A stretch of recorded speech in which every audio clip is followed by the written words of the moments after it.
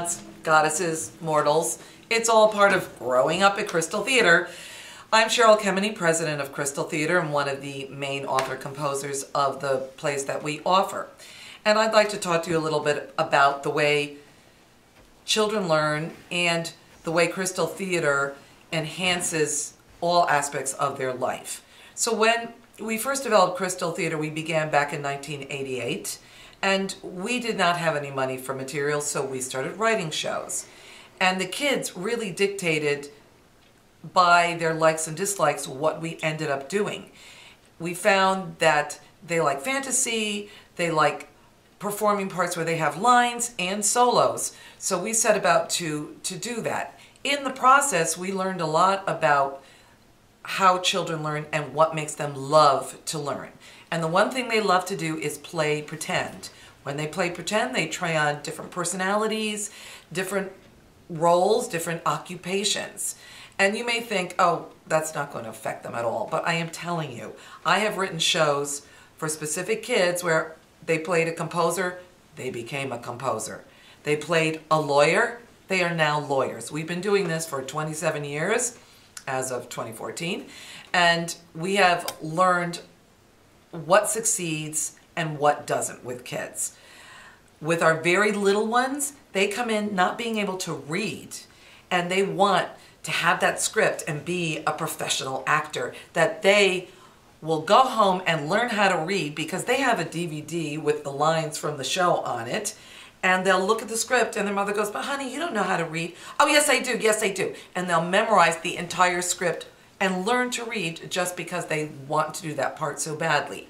So we take it all the way from now preschool up through college and adults. So you're going to see different levels, and we try to indicate that on the show pages about what level of expertise is needed for a show. Now, don't think it's all one level. When you go into a show, we try to design them that you can easily incorporate first-time actors, first-time students, as well as advanced students. Now, when the students are playing pretend, we have all kinds of subject matters. This song that I just started singing was from Perseus, a show we'll be publishing very shortly. We're in the current process of producing a full orchestration for that, and that full orchestration is being provided by one of our students, a Crystal Theater boy who started out and now is a composer as well as actor and many other things. For those of you who teach in a public school and are looking for something that's adaptable to your needs, I will tell you right now, we go in every year to a local public school, 4th and 5th graders, and do productions with them. They learn vocabulary, they learn history. I do not understand why schools do not employ this process more often.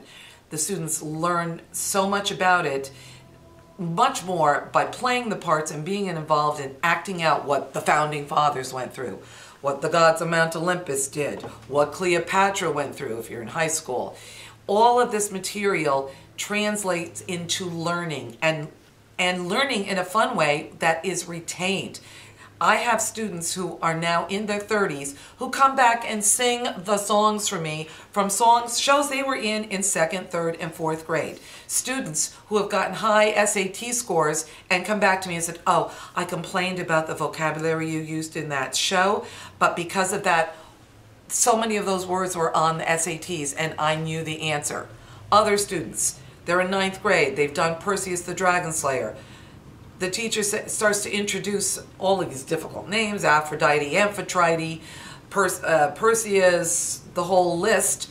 And my students who've done the show all know every single name and are way ahead of their peers in understanding. So now when they're learning at a higher level. Putting on a show starts with playing pretend, and that is a natural way for children to learn.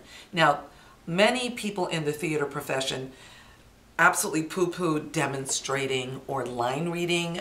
When I go into New York City, I would be shot if I ever attempted to this. I am telling you right now, that's what you need to do. How can a 2nd grader know how to speak like an Italian immigrant without you demonstrating or somebody demonstrating for them? We are not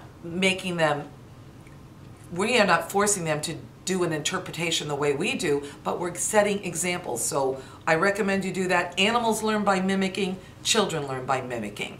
Then lastly, what is the continuing value of taking part in a musical play?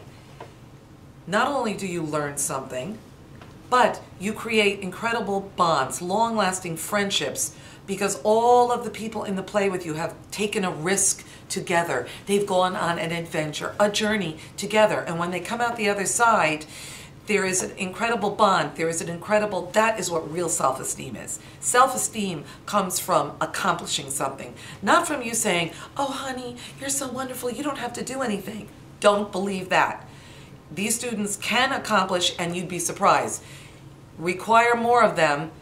And I don't mean demanding in a negative way. We never say an unkind word at Crystal Theater. That's our motto. We are supportive. You encourage. But at the same time, the expectation must be there that you are going to succeed, and I haven't given you anything that is too difficult for you to do. 100 kids before you have done the exact same thing, and you're perfectly capable of doing it as well.